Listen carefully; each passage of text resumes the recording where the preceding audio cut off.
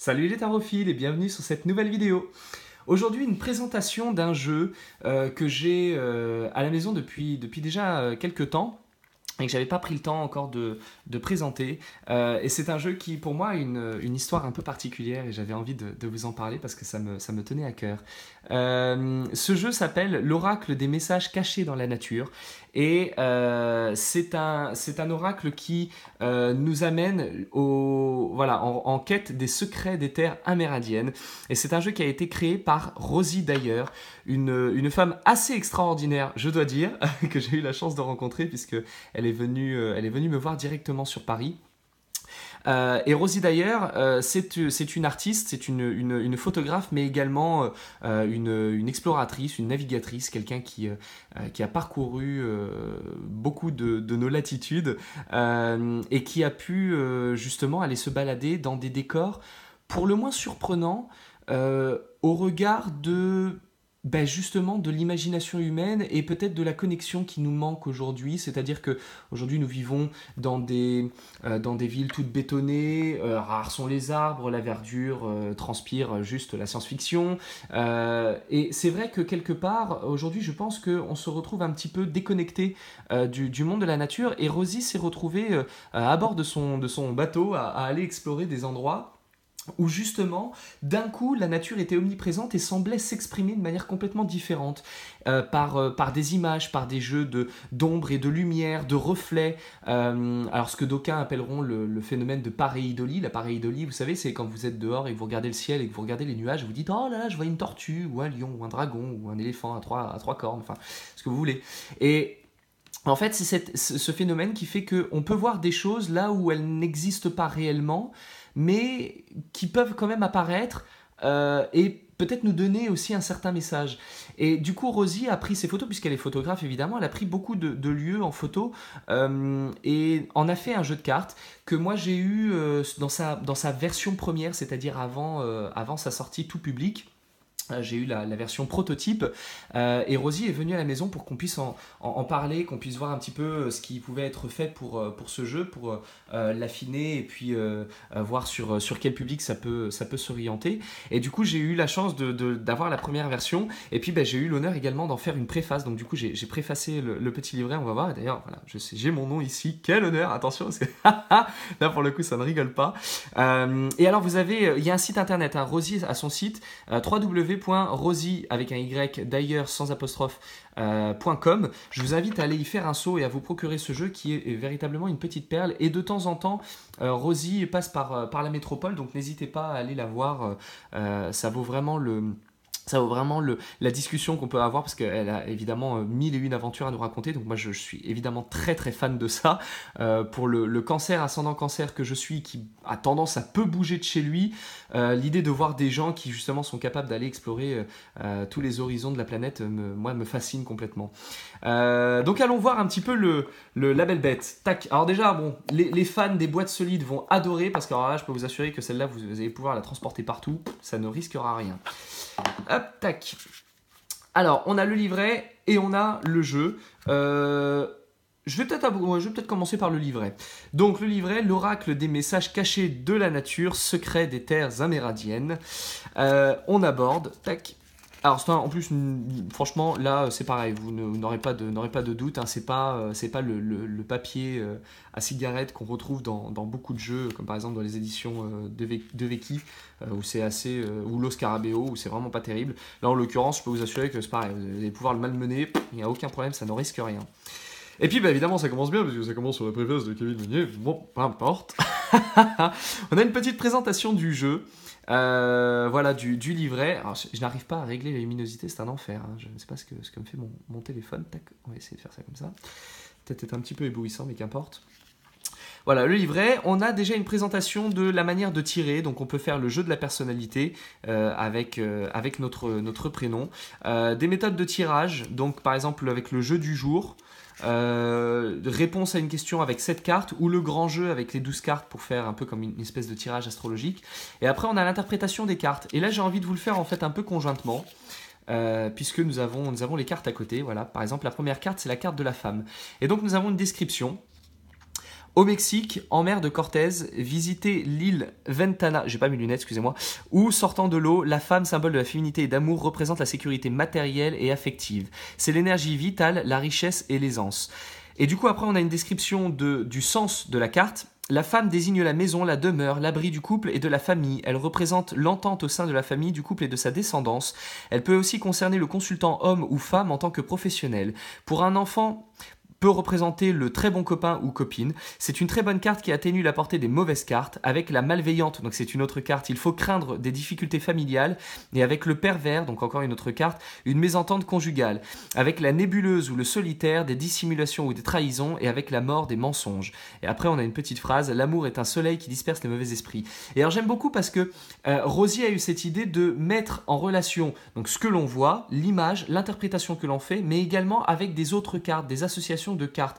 Et moi j'adore ça. Et c'était déjà quelque chose que j'avais particulièrement souligné de manière extraordinairement positive quand j'avais fait la présentation à Jatsat quelques années, la présentation du I Am One Tarot. Je ne sais pas si vous vous souvenez, pour vraiment les fidèles, c'est dans les toutes premières vidéos. Le I Am One Tarot qui était un jeu de tarot qui pour moi était un véritable coup de cœur parce que justement on présentait des associations de cartes. Quand je mets telle carte avec telle autre, un nouveau sens apparaît.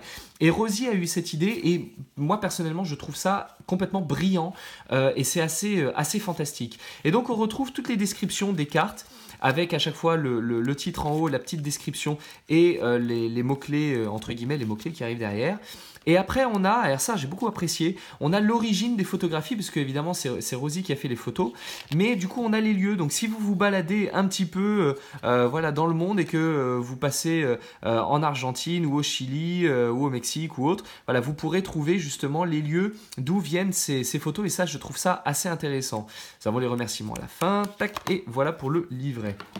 Et ensuite le jeu de cartes en lui-même. Alors moi j'ai beaucoup aimé le jeu de cartes, je trouve les cartes un peu fines, mais on est dans le domaine de l'auto-édition, donc c'est forcément toujours un peu fin. Mais et en même temps, voilà, pour les personnes qui s'achètent des jeux de tarot, honnêtement vous voyez qu'aujourd'hui on fait des cartes qui se plient comme à rien, donc là pour le coup on est même sur un grammage peut-être plus intéressant que les jeux qu'on achète d'habitude dans le commerce, donc en réalité ça va. C'est juste que tant qu'on n'aura plus de jeux de cartes à la Paul Marteau au tarot de Marseille Grimaud avec cette espèce de truc qui faisait 40 cm d'épaisseur, voilà, je crois que personne ne sera entièrement satisfait, mais honnêtement on est plutôt bien. Donc on a voilà, un jeu avec des personnages qui apparaissent, par exemple donc la femme qu'on peut voir, qu'on peut imaginer soit comme ça, soit de manière couchée, le protecteur, la mère, alors ça j'aime bien la mère avec cette image vraiment du sein fécond, le séducteur. Et en fait moi ce que j'aurais envie de vous dire c'est, des fois vous allez voir tout de suite le visage ou la forme du corps, et des fois vous n'allez pas le voir. Et à un moment l'image va vous apparaître, à un moment donné, à un moment précis de votre vie, vous ne le voyiez pas avant, et d'un coup vous le voyez, ça vous apparaît, c'est que c'est le bon moment pour vous de le voir. Mais il y a autre chose que j'ai envie de vous dire, c'est que des fois dans les cartes, vous ne voyez pas. Alors là par exemple ici, là c'est une évidence, la comblée, on voit très clairement ce visage, pourtant on est sur un décor qui à la base n'a rien à voir, mais effectivement quand on le voit comme ça apparaît. Mais c'est vrai que des fois, on ne va pas forcément voir le visage, on ne va pas forcément voir la forme. Mais ce qui est intéressant avec ce jeu, et c'est là où moi j'ai été extraordinairement bluffé et touché par le travail de Rosie, c'est que même si vous ne le voyez pas, le sens reste dans la carte. C'est-à-dire la manière dont Rosie a capturé l'image, elle a capturé l'image en ayant en tête la vision du décor et en ayant la vision du personnage. Ce qui fait que même si vous ne le voyez pas, la photo est déjà empreinte de l'énergie dans laquelle se trouvait Rosie au moment où elle a capturé cette image. Ce qui fait que si vous ne voyez pas le brave, c'est pas grave. Le moment où vous le tirez, on va quand même avoir la signification qui va apparaître. La favorisée, l'alliée. Et du coup, c'est vrai que c'est assez intéressant. La capricieuse, j'aime beaucoup celle-là. C'est vrai que c'est assez intéressant parce que du coup, on peut ne pas voir, ça va quand même avoir du sens. Et moi, j'ai eu la chance que Rosie me fasse un tirage en direct à la maison avec le prototype du jeu. Je peux vous assurer que c'est assez frappant, c'est assez pertinent et en plus à échéance assez courte. Et ça, moi, j'aime bien. Puisqu'on avait eu un résultat qui était apparu dans les cartes et en réalité la manifestation s'était produite dans ma vie, je crois à peine 2 semaines après, donc on était vraiment sur du très court terme, donc ça fonctionnait vraiment bien. L'ambitieuse avec qui relève un peu son menton, on voit l'œil, le nez, le menton qui relève comme ça, donc ça je trouve ça assez intéressant et j'aime beaucoup l'idée justement d'aller c'est assez génial, et pourtant voilà, on est censé se trouver comme ça et là d'un coup on voit cette espèce de Cyrano assez fantastique. Et j'aime beaucoup parce que même si vous ne voyez pas, ça va fonctionner. Et si vous le voyez, vous allez peut-être pouvoir voir ce que Rosie a vu, mais vous allez peut-être pouvoir voir également d'autres choses que Rosie n'avait pas vues ou qu'elle avait vues différemment. Voilà, la malveillante, là c'est assez fantastique, cette espèce de visage de sorcière extraordinaire. C'est assez génial. Donc voilà, moi je vous invite vraiment à vous amuser avec la mort. Alors ça c'était, je vous donne l'info parce que je trouve que c'est intéressant. En réalité on est sur une moitié d'île. Voilà, avec tous les oiseaux qui se trouvent là. Et en réalité, voilà, la mort est apparue par cette mise en miroir. Et j'adore cette carte, je trouve qu'elle est, même si elle est brutale et violente, je trouve qu'elle est extrêmement intéressante. Et la résignée. Et donc, voilà, je vous invite à vous amuser avec. Parce que, en fait, on peut avoir plusieurs usages. On peut avoir l'usage de la divination, évidemment, c'est-à-dire je tire les cartes et j'essaye de trouver un message pour mon avenir dedans. C'est un peu l'utilité qu'on veut tous en avoir, hein, on manque pas de bon sens. Mais après, on a d'autres choses. On a par exemple l'idée de, tiens, je veux tirer une carte et puis la première chose que je vais voir dedans va avoir du sens pour moi. Par exemple, ça sera un conseil ou ça sera une synchronicité si je me pose des questions dans ma vie. Et puis, on peut très bien faire un jeu avec les enfants. Ça fonctionne très bien avec les enfants. Tire une carte et puis ce que tu vois, raconte une histoire avec. Et vous allez voir que ce que l'enfant vous raconte dans son histoire, en réalité, le touche de manière très personnelle. Donc, on peut en fait le multiplier, on peut faire plusieurs usages. Et moi, c'est ça qui m'a beaucoup plu. C'est pour ça que moi, je suis très fan des jeux qui laisse une part belle justement à l'appareil Idoli, et c'est pour ça que moi j'aime beaucoup le tarot de Marseille, parce que le tarot de Marseille, même si c'est figuratif, les dessins restent très naïfs et on peut dire beaucoup de choses dedans. C'est pour ça que j'aime aussi les jeux de cartes de couleurs ou les jeux de cartes symboliques comme mon Eudo par exemple, parce qu'on peut donner des interprétations qui dépassent le cadre seulement du sens, donc on peut faire énormément de choses comme ça. Et moi ce jeu m'a vraiment vraiment parlé, et quand Rosie m'a proposé de travailler sur son jeu et de regarder un peu ce qu'on pouvait en dire et ce qu'on pouvait en faire, j'ai tout de suite été emballé, parce que déjà moi je suis un très grand amoureux de la nature et en plus des décors amérindiens. Moi c'est quelque chose qui me parle énormément. Et c'est vrai que comme je voyage finalement assez peu en dehors du travail, moi j'étais évidemment fan de l'idée de faire un jeu sur un décor, et quand j'ai vu le travail de Rosie, j'ai évidemment été emballé. Donc moi je vous invite vraiment à tester, à expérimenter, il est extraordinairement bluffant, vraiment, c'est-à-dire que vous pouvez ne pas voir, vous pouvez ne pas comprendre, vous pouvez ne pas connaître les décors. Je peux vous assurer que quand vous tirez, c'est d'une pertinence assez fantastique. Donc n'hésitez pas à le tester. Donc vous pouvez aller le trouver, donc je vous mets les liens dans la description en dessous, mais vous pouvez évidemment aller le trouver sur le site rosiedailleurs.com. C'est un excellent jeu qu'il est nécessaire d'avoir si vous êtes vraiment un collectionneur et si vous êtes un fan, que ce soit des oracles ou de la nature, vous pouvez y aller. Et moi, c'est un jeu que j'aime beaucoup utiliser conjointement avec le tarot des arbres. Je l'ai présenté dans une autre vidéo. C'est un jeu qui me parle beaucoup et j'aime bien du coup avoir le côté montagneux d'un côté et le côté arbre de l'autre. Je trouve que les deux se répondent extrêmement bien. Donc voilà, n'hésitez pas également à le mélanger avec d'autres jeux, c'est assez fantastique. Ah oui, et alors, juste une note d'information. Ça, si vous voulez faire un profil psychologique de quelqu'un, de vous ou d'un de vos proches qui vient vous voir, vous demandant vas-y parle de moi, ça fonctionne du feu de Dieu. Juste comme ça, voilà, c'est pour la petite information. Je donne l'information, je glisse l'information pour les gens qui veulent travailler dans les ressources humaines ou dans le recrutement. Vous pouvez y aller, ça fonctionne très très bien. Voilà, c'était la présentation donc, de l'oracle des messages cachés dans la nature de Rosie Dayer.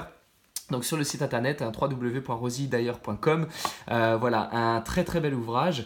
Et puis voilà, j'espère qu'on arrivera à trouver d'autres supports aussi fascinants que celui-ci. Quant à moi, je vous donne rendez-vous prochainement pour une nouvelle vidéo. Et puis en attendant, d'ici là, comme d'habitude, prenez soin de vous.